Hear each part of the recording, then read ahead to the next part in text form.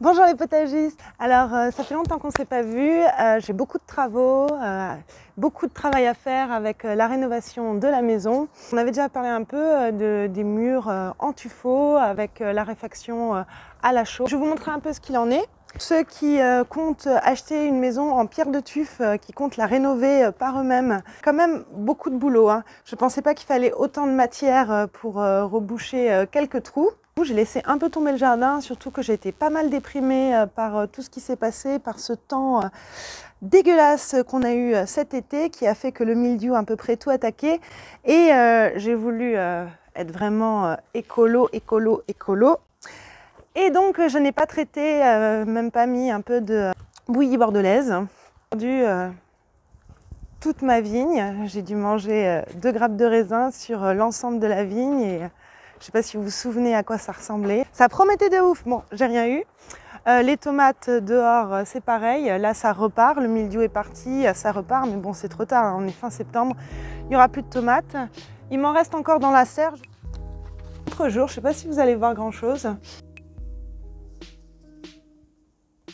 Vraiment, heureusement que j'avais la serre cette année avec ce qui s'est passé et le mildiou qui arrive par là. L'année prochaine, je vais peut-être mettre une serre tunnel. C'est vraiment une sécurité. Je suis aussi en train de refaire les murs. Ça c'est vraiment le top du top. Si vous achetez une maison et que c'est du châtaignier, ça veut dire que c'est du solide. Tout ça, faut enlever, tout ce qui tombe. On enlève tous ces mauvais joints là en béton qui ont été faits pour retrouver la terre d'origine. Et une fois qu'on est à la terre d'origine, voilà, je stabilise la caméra, c'est mieux. Et une fois qu'on a récupéré la terre d'origine, on mouille, ça va stabiliser le tout et on pose son crépi. Enfin, pardon, pas son crépi. La chaux, et on pose sa chaux. Bien sûr, on va remettre des pierres. J'ai vécu tout cet été dans cette serre. Qualité de vie, bonne qualité de vie, c'est le top. Le top. L'hiver, faire un studio ici, certainement avec un petit poêle à bois. De temps pour être prête cet hiver. Concernant le jardin, comme je vous ai dit, beaucoup de pertes cette année. La bouillie bordelaise l'année prochaine, selon si ça se développe ou pas.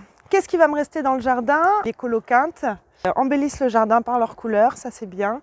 Les potirons, variété Big Max qui a très bien fonctionné. Les carottes sont encore en terre. J'ai récolté toutes mes patates que j'ai mis à la cave. On en a mangé hier soir, les petites, là, les grenailles, juste avec un peu de beurre et d'ail. C'était délicieux. J'ai également lâché les poules.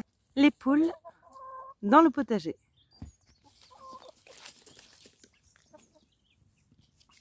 Magnifique. C'est Halloween avant l'heure.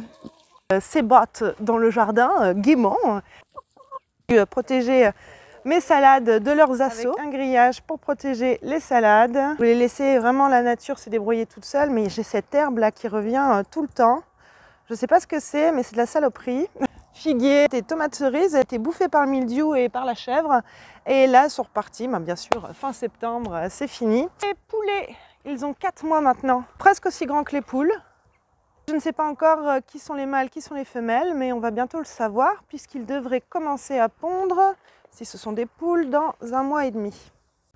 Alors par contre, maintenant que j'ai lâché les poules, je ne trouve plus leurs œufs, alors que j'ai 5 poules qui devraient pondre actuellement. Si vous avez des idées, je veux bien. Quelques conseils. Je vais peut-être être obligée de les renfermer pour les obliger à pondre dans le pondoir. Dites-moi ce que vous en pensez en commentaire, comment je dois faire pour mes poules, pour retrouver leurs œufs. Merci. Et il se met à pleuvoir. Bon. Alors, il pleut, il mouille, c'est la fête à la grenouille. La verveine, magnifique. Alors, elle a vraiment bien pris. Il y a des choses qu'on pris, il y a des choses qu'on n'a pas pris. Par exemple, le basilic, ça n'a pas marché ici. À couper pour qu'elle refasse de belles tiges et qu'elle s'épaississe.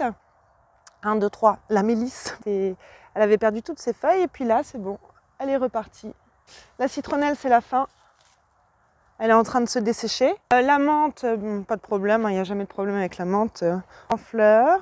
Les quelques choux que j'avais plantés ont été mangés par le bouc. Le bouc que j'ai mis au pré d'ailleurs avec d'autres boucs. Bourrache qui finit son cycle. Là ici nous avons 1, 2, 4 choux. Et 3 autres ici. Été bectés par le bouc. Ici on avait des courges Bon, il y a encore une qui fait une fleur là, mais c'est terminé. En ce moment, donc, je récolte encore des tomates, bien sûr des salades, de nouvelles plantations telles que la mâche, les épinards, des plantations qui n'aiment pas trop le chaud. En terre, je vais encore avoir les poireaux et les carottes et quelques betteraves qu'il va falloir que je ramasse très prochainement. C'est compliqué de tout gérer. J'espère que de votre côté ça se passe bien, que vous n'avez pas été trop déprimé par cette année, comme j'ai pu l'être.